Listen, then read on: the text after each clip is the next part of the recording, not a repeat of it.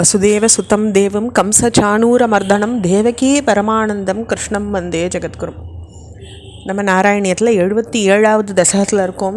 7 ஸ்லோகங்கள் வரைக்கும் பாஷ்யம் பார்த்துருக்கோம். அப்போ ஜராசந்தனை மீண்டும் போரில் சந்திக்கலாம் அப்படின்னுட்டு பலராமரால் அவன் விடுவிக்கப்படுறத பார்த்தோம் 7வது ஸ்லோகத்தில். இப்போ 8வது ஸ்லோகத்தில் பார்க்கலாம். பக்னஸ்ஸ லக்ன ஹிருதயோபி நிருபைஹி ப்ருணுன்னோ யுத்தம் த்வயா வ்யதித ஷோடசகிருத்வ ஏவம் அக்ஷௌஹினி சிவசிவாஸ்ய ஜகந்த விஷ்ணோ சம்பூய சைக நவதி த்ரிசதம் ததானீம். இதில் நிறைய எண்களுக்கான சம்ஸ்கிருத வார்த்தைகள் இருக்குது. ஷோடச அப்படின்ற வார்த்தை 16 குறிக்கக்கூடிய, நம்ம பூஜைகள்லாம் பார்த்துருப்போம். ஷோடச உபச்சாரம் அப்படின்னுட்டு ராஜாக்களுக்கும் தெய்வங்களுக்கும் மட்டுமே அதை செய்வான். அப்படி ஷோடச உபச்சாரம்ன்ற போது இந்த இடத்துல ஷோடச அப்படின்னு 16ன்ற வார்த்தை வருது. அதாவது 16 தர யுத்தம் துவயா வியதித ஷோடச கிருத்வ ஏவம், 16 தர ஜராசந்தன் யுத்தம் பண்ணியிருக்கான் சுவாமியோட. ஒரு வாட்டியும் தோல்வி அடைஞ்சு மனம் உடைஞ்சு போனால் கூட திருப்பி உத்வேகத்தை கிளப்பிண்டு அவன் வந்திருக்கான் போரிடுறதுக்கு. அதே மாதிரி அவனுடைய எல்லா பலமும் சேர்ந்து அவனுடைய சேனா பலம் 396 396 அக்ஷோகணிகளை சுவாமி கொண்டு தீர்த்துடுறார். அதுக்கப்புறம்தான் அவனை வதம் பண்ணுறார். அதை தான் சைக்க நவதி த்ரிசதம், சதம்னா 100, த்ரிசதம்னா 300. அப்போ சைக்க நவதிங்கும் பொழுது 396 இதை சுவாமி வதம் பண்ணினாருன்றத ஒரு குறிப்போட ஸ்டாட்டிஸ்டிக்ஸ்னு சொல்வாளே ஆங்கிலத்தில், அப்படி வரக்கூடிய ஒரு ஸ்லோகமாக தான் இந்த 8வது ஸ்லோகம் இருக்குது. 9வது ஸ்லோகத்தை பார்க்கலாம்.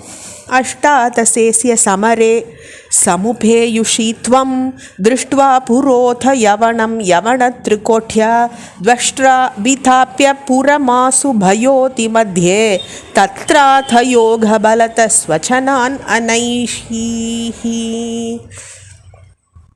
அப்போது 18வது தடவை போர் புரிய வரான். படையெடுப்பு எடுத்துட்டு ஜராசந்தன்.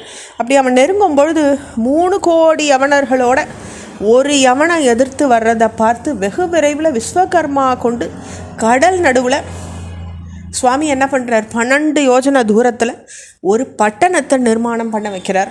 யோக பலத்தால் உம்முடைய ஜனங்களை மதுராவிலேருந்து அங்கே போய் சேர்க்கிறார். அதாவது மதுராவிலேருந்து கடல் நடுவில் இருக்கக்கூடிய ஒரு பட்டணத்துக்கு எப்படி யோக பலத்தாலேயே சுவாமியினுடைய சமிக்ஞையினாலேயே மக்கள் அத்தனை பேரும் அங்கே போய் சேர்ந்து விடுறா விஸ்வகர்மாவுடைய அந்த கடல் நடுவில் ஏற்பட்ட ஒரு பட்டணத்துக்குள்ளே. இப்போ மதுராலேருந்து அவள் துவாரகைக்கு வந்தாயிடுது. அடுத்த ஸ்லோகம் 10ம ஸ்லோகம். பத்பியாம் த்வம் பத்மமாலி சகித இவ புரான் நிர்கதோ தாவமானோ ம்லேச்சே சேனானுயாதோ வத சுக்ருத விஹினேன சைலேன்யலாஷீஹி சுப்தேன்னாங்கர் யாஹத்தேன திருதமத முசுகுந்தேன பஸ்மீக்ருதேஸ்மின் பூயிபாயாஸ்மை குஹாந்தே சுலலித வபுஷா தஸ்திஷே பக்தி பாஜே. அப்போது பஸ்மீக்ருதேன்னு வருது இதில் ஒரு வார்த்தை. பஸ்மம்னா நம்ம எல்லாருக்கும் தெரியும், பஸ்மீக்ருதேஸ்மின். அப்போ என்ன பண்ணுறார் சுவாமி, சாம்பல் ஆக்கிடுறார். யாரை சாம்பலாக்குறாருன்றத பார்க்கணும். தாமரை மாலை அணிஞ்சுண்டு பயந்தவனை போல கால்நடையாகவே மதுராபுரியிலேருந்து வெளிப்போந்து போர்ச்சே உம்மக்கிட்ட மரணம் அடைகிற புண்ணியம் இல்லாத மிலேச்ச அந்த யவன அரசன் பின்தொடர்ந்து ஒரு மலை குகையில் சுவாமி மறைஞ்சிக்கிறார். அப்போ அங்கே உறங்கின்றிருந்த முசுகுந்தர் அப்படின்ற ராஜபக்தரை கிருஷ்ணர்னு நினச்சிண்டு அவன் எட்டி உதைக்கிறான். அப்படி எட்டி உதைக்கும் போது உடனே அவன் எரிஞ்சு சாம்பல் ஆயிடுறான் இந்த ராஜா, இந்த மிலேச்ச ராஜா. அப்படி ஆகும்பொழுது பக்தராஜனான அவருக்கு குகையில் மிக அழகிய திருமேனியோட சுவாமி அந்த முச்சுகுந்தர் அப்படின்ற ராஜபக்தருக்கு காட்சி கொடுக்குறார். அடுத்து 11வது ஸ்லோகம். ஐக்ஷ்வாகோஹம் விரக்தோஸ்மின் அகில நிருபசுகே त्वत्प्रसादैककाङ्क्षी हाथे वेति स्तुवन्तं वरविततितिषु तं निःस्पृहं वीक्ष्य हृक्ष्यन् मुक्तेस्तुल्यां च भक्तिं तुत सकलमलं मोक्षम् अभ्यासु तत्त्वा कार्यं हिंसा विशुद्ध्यै तप इति च तथा प्राप्तलोकप्रतीत्यै.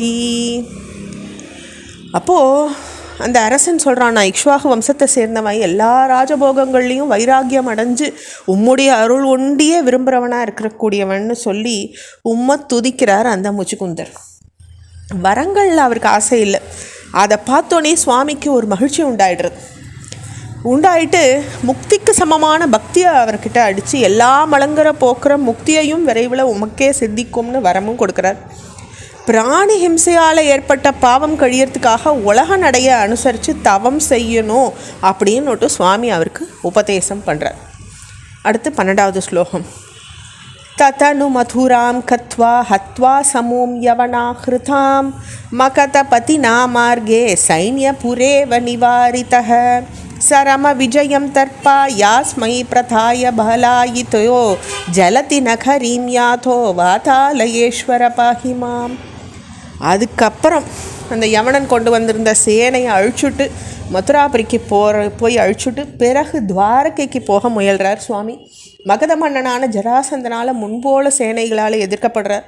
கடைசி வெற்றியை அவன் கர்வத்தை வளர்க்க அவனுக்கு அழிச்சுட்டு பலராமரோட ஓடி கடலில் நிர்மாணம் செஞ்சிருந்த துவாரகாபுரியை அடைகிறார் சுவாமி.